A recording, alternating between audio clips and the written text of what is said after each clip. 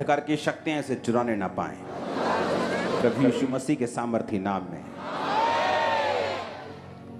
Copy pen अगर आप साथ नहीं लेके आए तो मुझे आप पे दया आती है, क्योंकि आप डिलीवरेंस वीक में अगर वचन नोट नहीं करेंगे, चाहे इंटरनेट पे ही डाल दिया जाएगा, तो भी आपका लिखा हुआ वचन जो आप लिखते हैं वो आपको हमेशा याद भी रहता है।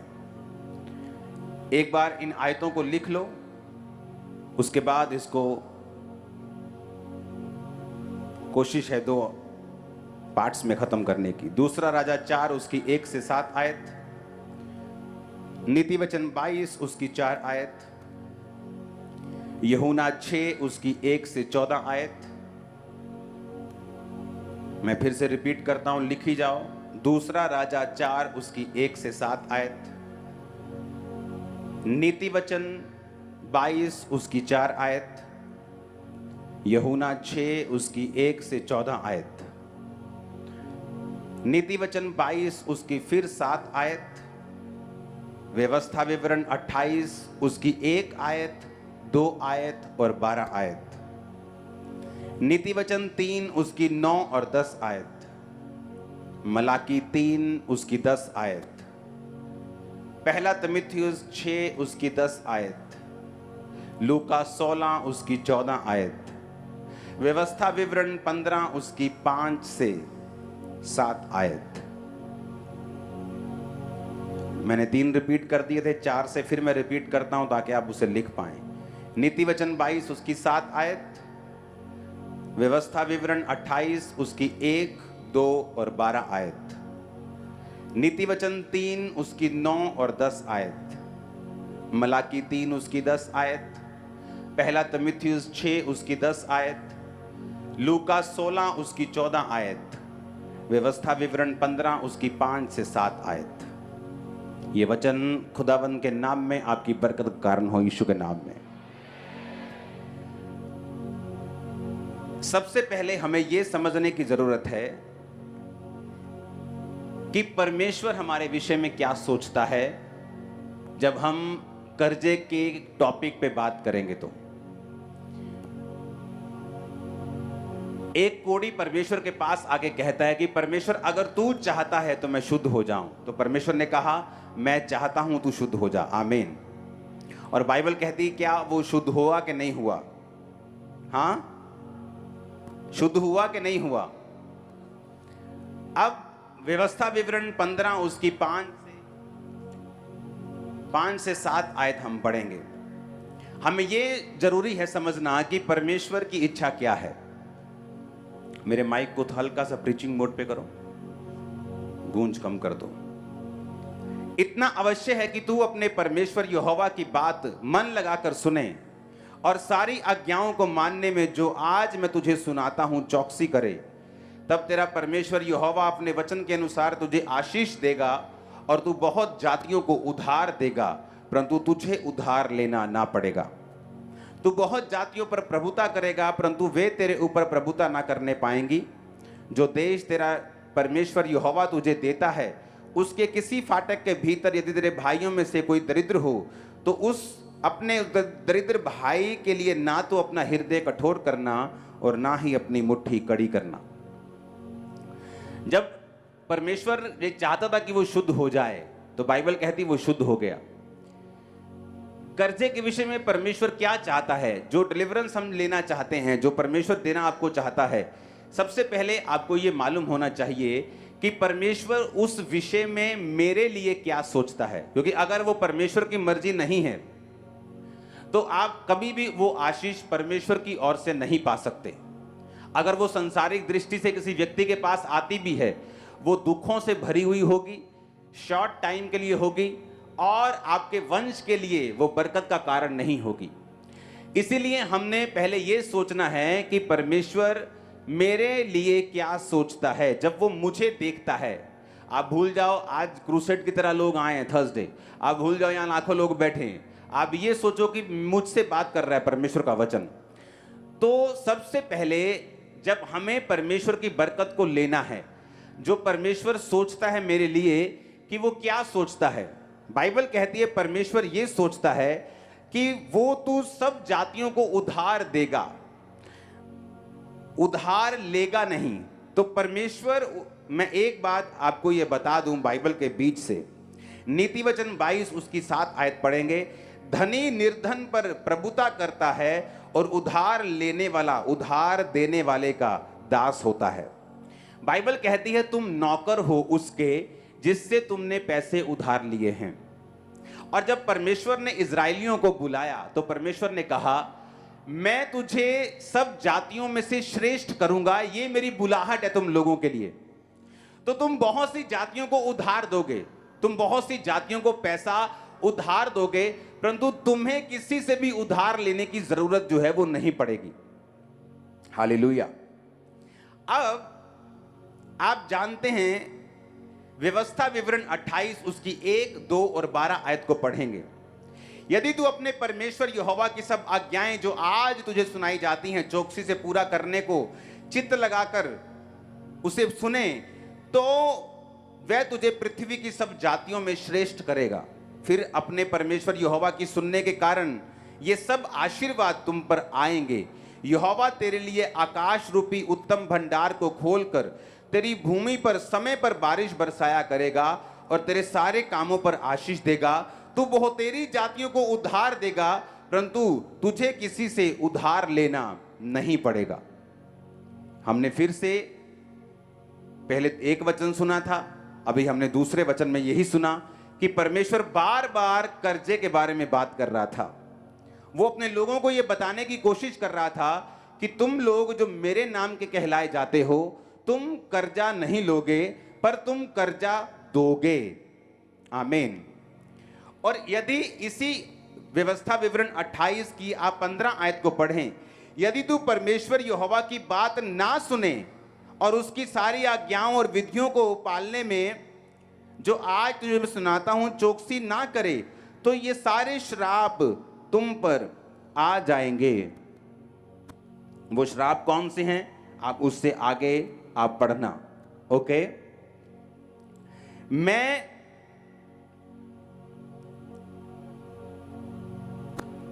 एक ही चीज आपके सामने पढ़ूंगा। हालेलुया। उसमें है कि जब तू परमेश्वर की आज्ञाओं को नहीं मानेगा तो उसने कहा जैसे अंधा अंधियारे में टटोलता है वैसे ही तू दिन दोपहरी में टटोलता फिरेगा, यानी तू कंफ्यूज होगा, तेरे कामकाज सफल नहीं होंगे, तू सदैव अंधेर सहता है रहेगा और लुटता रहेगा। हालेलुया। क्या कहा परमेश्वर ने? तू लुटता रहेगा।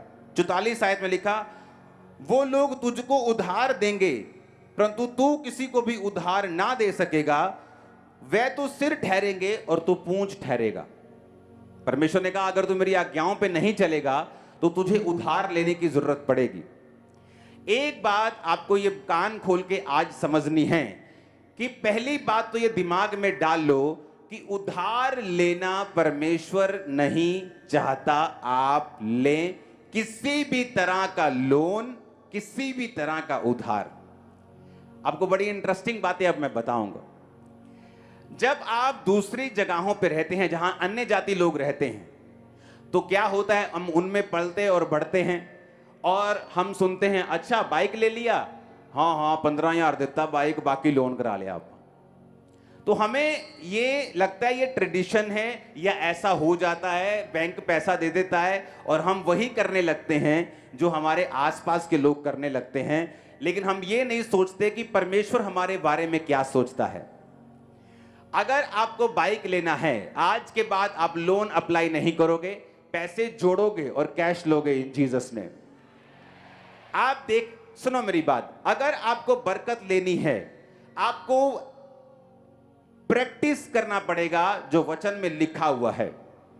एक बहुत बड़ी बिजनेसमैन थी, तो वो क्रिश्चियन थी लेकिन परमेश्वर के वचन पे नहीं चलती थी, बिजनेस ज्यादा था, बिजनेस में बिजी थी, बहुत बड़ी उसकी कंपनी थी, आज भी जिंदा है वो, बड़ी गवाही है उसकी। तो वो इतना परमेश्वर के वचन पे नहीं चल पाती थी। तो कंपनी थी, तो जब कंपनी में अप डाउन आता रहता है, खासकर फॉरेन कंट्रीज में रिसेशंस आते रहते हैं, तो जब रिसेशन आया तो थोड़ा लोन था, वो लोन बढ़ गया।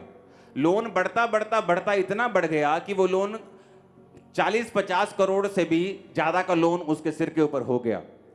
अब बात ये थी कि उसे वो नॉर्मल लग रहा था क्योंकि बाकी बिजनेस भी लोन ले रहे थे और बाकी भी कर्जे के नीचे थे। आप कई बार देखते हो बहुत बड़े बड़े बिजनेसमैन, आप सुनते हो अच्छा बैंकरप्ट हो गया, यार वो तो टॉप 10 में आता था। वो कर्जा इतना है उन लोगों के ऊपर कि जब थोड़ा सा भी हिलते हैं तो वो कर्जा उनको दबा लेता है। तो परमेश्वर ये चाहता था कि इजरायली लोग जो हैं, मेरी बरकत इन पे रहेगी और ये निशानी होगी कि मैं इनके साथ हूं, कि ये किसी भी तरह का कोई भी कर्जा नहीं लेंगे बल्कि कर्जा दिया करेंगे, ये निशानी होगी।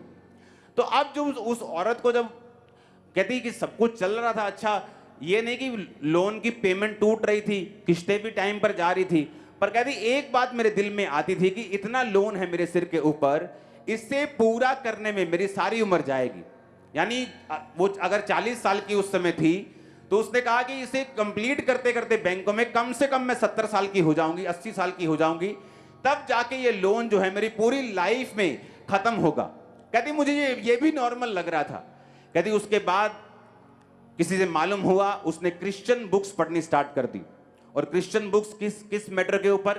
कर्जे के मैटर के ऊपर, मनी के मैटर के ऊपर, कि परमेश्वर हमारी लाइफ में क्या चाहता है। और वहां उसने एक वचन पढ़ा जो आप बहुत बार सुन चुके हैं, मलाकी 3 उसकी 10 आयत में लिखा हुआ है। उस वचन को जब उसने पढ़ा तो वहां पर मलाकी में लिखा है कि अगर सारे दशमांश तू भंडार में ले आए, सारे दशमांश भंडार में ले आओ कि मेरे भवन में भोजन वस्तु रहे, यानी परमेश्वर के भवन में सब सेवकाई के काम होते जाएं। और सेनाओं का यहोवा ये कहता है कि ऐसा करके मुझे परखो कि मैं आकाश के झरोखे तुम्हारे लिए खोलकर तुम्हारे ऊपर अपरंपार आशीष की वर्षा करता हूं कि नहीं करता। एक लौता वचन है बाइबल का जिसमें परमेश्वर आपको चैलेंज करता है कि अगर आप इस वचन को पूरा करेंगे तो आप परमेश्वर को परख सकते हैं कि आपके जीवन पर आशीष आती है कि नहीं आती। उसने कहा जब मैंने बहुत बड़े बड़े ऑथर्स की बुक पढ़नी शुरू की, क्योंकि कर्जा हो चुका था, बिजनेस थोड़ा डाउन हो चुका था, लेकिन चल रहा था, लेकिन उसे मालूम था कि ये परफेक्ट प्लान नहीं है मेरी लाइफ में। जब उसे ये समझ आई कि मैं टाइथ नहीं दे रही हूं, क्रिश्चियन होने के बावजूद भी मैं परमेश्वर का वचन पूरा नहीं कर रही हूं, और बाइबल कहती है जब हम टाइथ नहीं पे करते तो परमेश्वर कहता है मैं फिजूल खर्ची को भेजूंगा, तुम्हारे फल कच्चे झड़ेंगे, तुम पे कर्जा होगा और तुम गलत गलत चीजों पर फैसले लेकर अपने पैसों को वेस्ट करते रहोगे और तुम्हारे पैसे गलत चीजों पे लगेंगे जहां लगने नहीं चाहिए। बहुत से लोग बोलते हैं जैसे मैं घर बनाने लगता हूं, मुझ पे कोई अटैक होता है, घर में कोई बीमार हो जाता है, कोई हॉस्पिटलाइज हो जाता है, कभी कोई एक्सीडेंट हो जाता है, कभी कोई अलग सा काम आ जाता है और हम घर नहीं बना पाते। आप उन लोगों से अगर पूछेंगे ध्यान से कि क्या आप अपनी लाइफ में से टाइथ पे करते हो, अपनी कमाई का 10वां हिस्सा पे करते हो और अपने टाइम में से 2 घंटे 24 मिनट रोज आप परमेश्वर को देते हो प्रार्थना में? उनका जवाब होगा नहीं, हम ऐसा नहीं करते। क्यों? क्योंकि अगर आप ये 2 चीजें करें, अपने टाइम का दशवांश और अपनी कमाई का दशवांश, तो बाइबल कहती है किसी भी रीति के साथ आप कर्जे में नहीं रहेंगे। परमेश्वर ने कहा जो आज्ञाएं मैं तुम्हें देता हूं, अगर तू चित्त लगाकर, हम चित्त लगाकर कई बार मैच देखने लगते हैं, हाँ कि मैच लगा है, पूरा कॉन्फिडेंस, चित्त लगा हुआ है मैच में, पूरा ध्यान मैच में लगा हुआ है, कोई खास पिक्चर लगी पूरा चित्त लगा के उसको सुन रहे हैं, फेवरेट चीज लगी पूरा मन लगा हुआ है।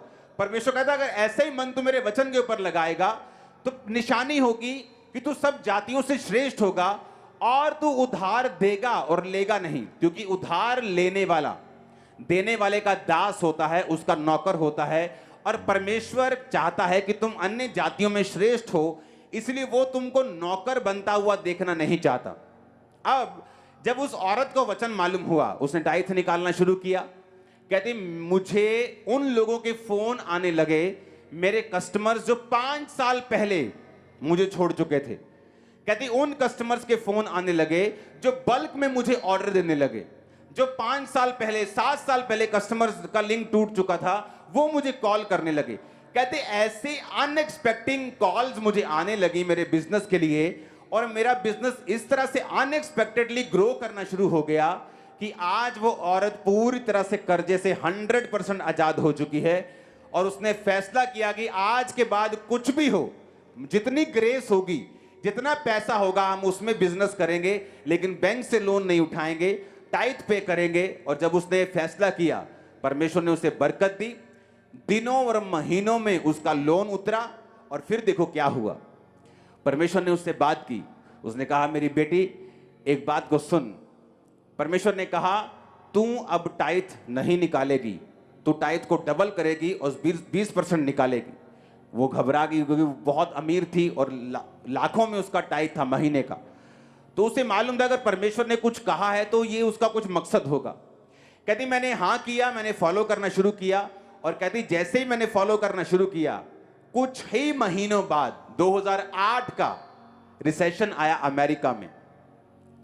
कहती जब 2008 का रिसेशन आया मेरे जैसे कई बिजनेस फ्लॉप हो गए, जमीन पे आ गए, रोड पे चले गए, कर्जा लेना तो दूर, कर्जा मतलब इंस्टॉलमेंट्स के उनको लाले पड़ गए।